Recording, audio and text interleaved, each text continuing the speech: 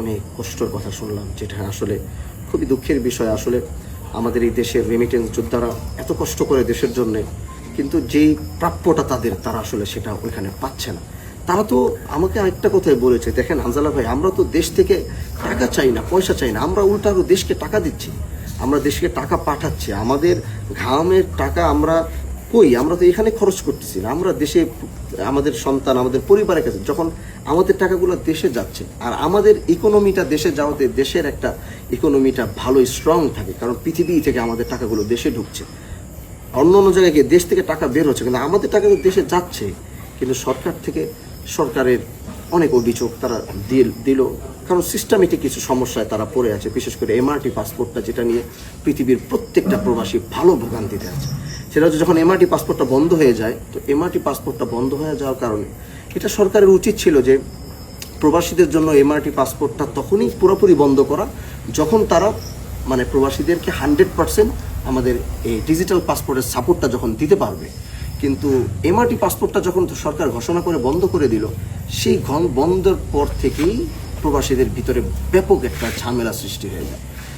সেই ঝামেলার করতে গিয়ে যখন আপনি ডিজিটাল পাসপোর্টটা করতে যাবেন, তখন দেখা যাবে যে ডিজিটাল পাসপোর্টটা করতে গেলে আপনাকে অবশ্যই আইডি কার্ডের সাথে আপনার নাম 100% মিল থাকতে হবে। তো আমাদের দেশের অনেক প্রবাসীরা দেশ থেকে অনেক আগে চলে গেছে, যাওয়ার পরে তারা কোনোদিন আইডি কার্ডটা অনেকে করে নাই, বা অনেকে করছে আইডি কার্ডের এর জায়গায় এইচ এর জায়গায় মনে করেন ই পড়ে গেছে, বা আহমাদ, এম এর জায়গায় ই পড়ে গেছে, আহমাদ আহমাদ আবার ই পড়ে গেছে মনে করেন এর জায়গায়।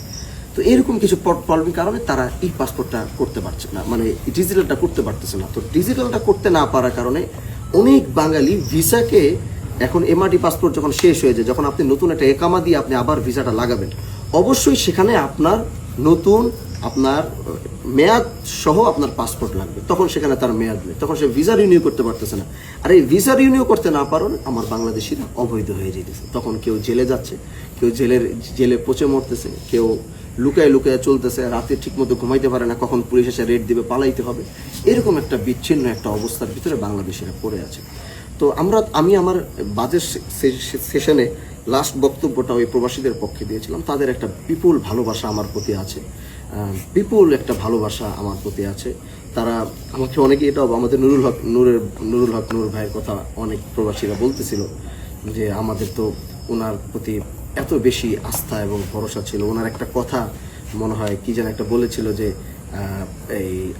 কি যেন বলেছিল যে আমাদের প্রবাসীরা তো দেশে গেলে কাজে ফাঁকি দেয়, এরকম একটা কথা মনে বলেছিল। এই কথাটা প্রবাসীদের ভিতরে ব্যাপক একটা, আমি যখন যাচ্ছি দূর থেকে আমাকে চিল্লায় বলতেছে, ভিডিওতে দেখবেন যে ভাই নুরু ভাইকে বললেন উনি কেন আমাদেরকে এইভাবে এই কথাটা বলছে। তারা আক্ষেপ দেখলো যে আমরা বাংলাদেশিরা কাজে ফাঁকি দেবো, আমরা কষ্ট করতে আমরা অল্প মূল্যে কাজ করি।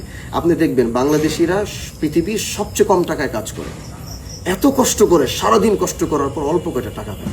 আপনি এরকম সার্ভিস পৃথিবীতে আর কোথাও পাবেন না, কোথাও কোনো দেশের প্রতিনিধি আপনাকে এই সার্ভিস দিবে না। বাংলাদেশের অল্প টাকায় যে সার্ভিস বিদেশের মানুষদেরকে কোম্পানিতে কাজে গাছের বাসে লেবারে যেটাই দিচ্ছে অল্প মূল্যে দিচ্ছে।